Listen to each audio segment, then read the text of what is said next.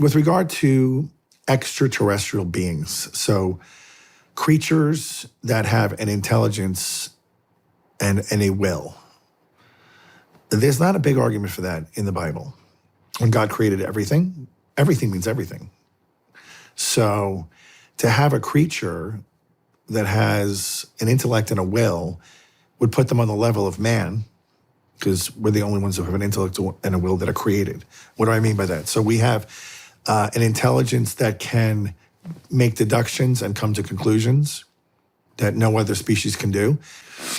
But if there's a created being out there that is not talked about in the scriptures, that would be bizarre that God would leave that out for whatever, who knows what reason. And in the Catechism of the Catholic Church, it makes a clear and definitive statement that only man is a creature that was endowed with this ability to know God and choose him of the created order. The angels would be in the same boat, but they don't have material bodies. So once you say that, it rules out all other life forms that would have an intelligence. But they can inhabit life forms and look like creatures. Think about this. What would be the greatest hoax in the history of the world?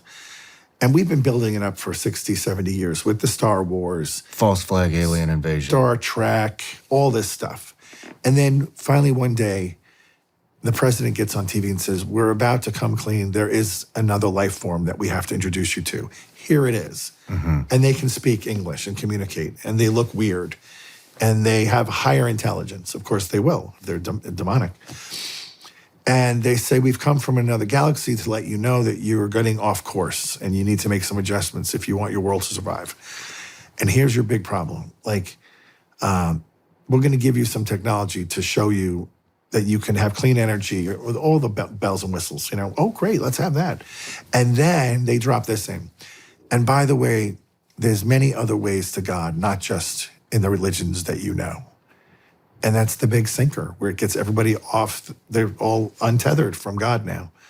You don't have to do this. Just be kind to one another. You don't have to worship God. That's created more wars in your world than all the good works you could possibly do. Stop doing that. Well, the higher life form just told us we shouldn't do it. And they're clearly ahead of us, so we better listen to them. Like, people would go for it hook, line, and sinker because they're not tethered to the one true God.